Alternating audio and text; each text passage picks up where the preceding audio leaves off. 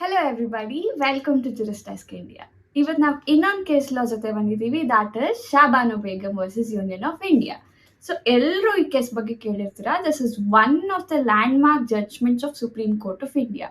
ಹೂ is Shah Bano Begum, ಏನಾಯಿತು ಈ ಕೇಸಲ್ಲಿ, let us know in a very brief way. Shah Bano Begum ಒಂದು ಮುಸ್ಲಿಂ ಮಹಿಳೆ. ಈ ಮುಸ್ಲಿಂ ಮಹಿಳೆಯ ಗಂಡ ಆಗಿದ್ದವರು he was a lawyer. At the age of 62 ಆ ಲಾಯರು ಶಾಬಾನು ಬೇಗಂಗೆ ಡಿವೋರ್ಸ್ ಕೊಡ್ತಾರೆ by pronouncing triple talaq, that is talaq talaq talaq ಅಂತ ಹೇಳಿ. ದೆನ್ ವಾಟ್ ಹ್ಯಾಪನ್ಡ್ ಅಂದರೆ ಶಾಬಾನು ಬೇಗಂ ಕ್ಲೈಮ್ಡ್ ಮೇಂಟೆನೆನ್ಸ್.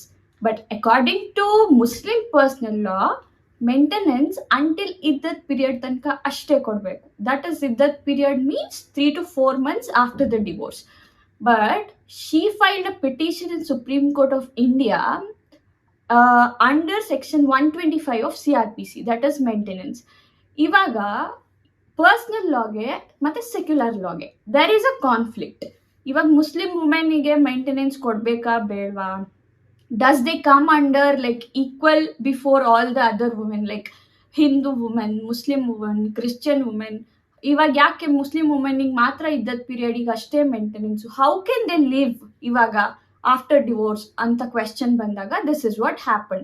ಇದ್ರ ಮೇಲೆ ಆ ಟೈಮಲ್ಲಿ ತುಂಬ ಪ್ರೊಟೆಸ್ಟ್ ಆಯಿತು, ತುಂಬ ಗಲಭೆಗಳಾಯಿತು, ಮುಸ್ಲಿಂ ಕಮ್ಯುನಿಟಿಯಲ್ಲಿ ತುಂಬ ಡಿಸ್ಕಷನ್ಸ್ ಆಯಿತು, ಇದೆಲ್ಲ ಆಯಿತು. But what the order of the court was, the court ordered that Muslim woman, that is Shabanu Begum, is entitled to maintenance under section 125 of CRPC. So ಇವಾಗ ಈ ಡಿಸಿಷನ್ ಇಂದ ನಾವು ಏನು ಕಲಿಬೋದು ಅಂದರೆ, when there is a conflict between personal law ಮತ್ತು secular law, ಇವೆರಡರ ಮಧ್ಯ ಕಾನ್ಫ್ಲಿಕ್ಟ್ ಬಂದಾಗ what prevails? Secular law prevails. So this is India. India is a secular country. Whatever the personal law states, secular law always prevails.